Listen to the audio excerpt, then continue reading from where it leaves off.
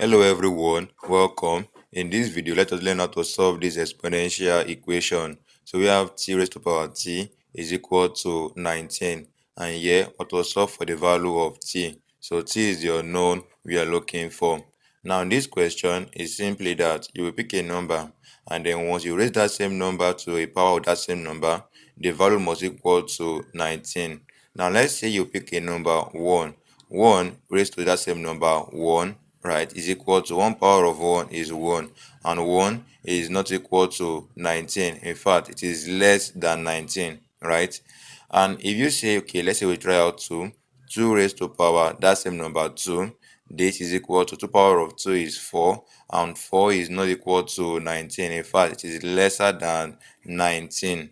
Now if you keep on testing it, okay, we test out 3 raised to power that same number 3, this is equal to 27, and 27 is not equal to 19. In fact, it is greater than 19. Now looking at this, the value, right, will be a decimal number, right? It will be in between 2 and 3 because the range, right, falls in between 4 and 27. So the range is in between 2 and 3. But then how then do we now ascertain the particular number? Because in between 2 and 3, right, you have a decimal value. Let's say we try out 2.1. Now 2.1 raised to the power 2.1 is obviously not equal to 19. If you keep on trying it, okay, let's say we try out 2.2 raised to the power 2.2. This also will not give us 19. Now, trying it several times, right, is a bit tedious, but there's a much more easier way to get the particular value that will give us approximately 19. And how do we go about it? So from here, the question is t raised to power t is equal to 19. So the first thing we're going to do is to introduce natural logarithm to both sides of the equation. So ln t raised to power t is equal to ln 19. Now, take note that ln is equal to log 2 base e, while log is equal to log 2 base 10.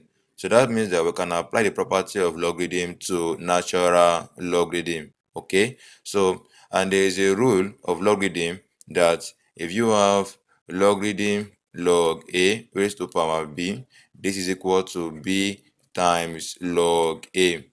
So applying this rule right here, where with our power t will come behind, and this becomes t then times ln t is equal to, here we have ln 19.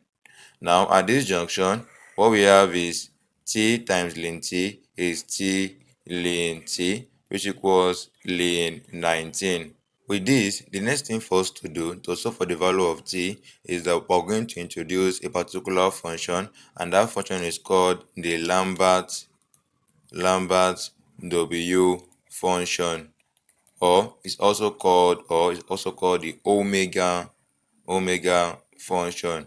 Now, what exactly is this omega function or the Lambert W function? Okay, so pay attention. Now, let's say you have a particular expression. You have a times e to the power of a, and then you want to simplify this. If you introduce the Lambert W function W to this, what you will get as the answer is a. Also, take for instance, let's say for instance you have this expression x times e to the power of x, and then you want to simplify this. If you introduce the Lambert W function W to this, what you will get is x. So that means that, okay, using this particular function right here, we can simply get the value of t, but we have to modify this t in t to resemble this particular function or this one right here. But then how do we go about it? Now, to do so, we're also going to introduce this also, that e to the power of ln x is equal to x, because e will cancel ln, x will stand alone. So that means that we can replace t, right, with e to the power of ln t, because if we cancel ln, we have t standing alone. So that means that e to the power of ln t can be equal to what? T. So replacing t right here, t with e to the power of ln t, right? Replacing t with this will then become, we have it to be equal to e to the power of ln t, then times ln t is equal to ln 19. At this junction, if you look at this and this here also, we are almost there. But take note of something. You see, this e right here is in the second place, right? So that means that we have to switch this e to be in the second place, and this becomes, this ln t comes first, so ln t, then times, we have e to the power of ln t is equal to ln 19. Okay, so with this, we have achieved the goal we wanted to achieve. The goal is to make this ln t times e raised to the power ln t to resemble this expression, such that we can then introduce the lambda w function and then simplify it further. So with this, introducing the lambda w function, this becomes w, then ln t times e to the power of ln t is equal to, also bring it here also, w, then ln 19.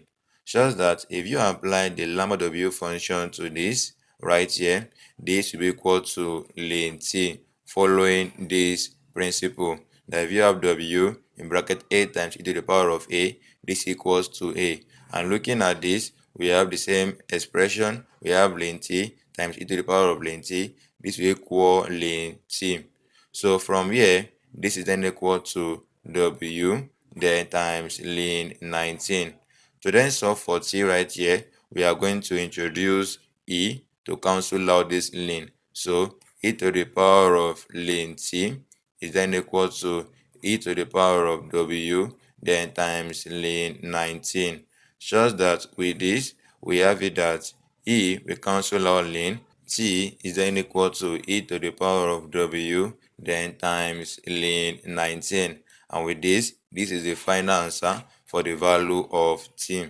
But then if you are wondering, okay, why is the value of t not a decimal number? Good. Now to get the actual value of t, simply press in your calculator. So t is equal to, you press e, then power of product log, then times ln 19.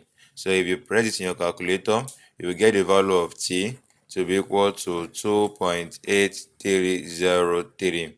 Okay, this will be your answer for the value of t. So that means that, back to the question, that t to the power of t, which equal 19, if you raise 2.8303 to 2.8303, you will get approximately 19. So with this, we've come to the end of this video. But then don't forget to subscribe to this channel. Thanks for watching. See you in the next video. Bye.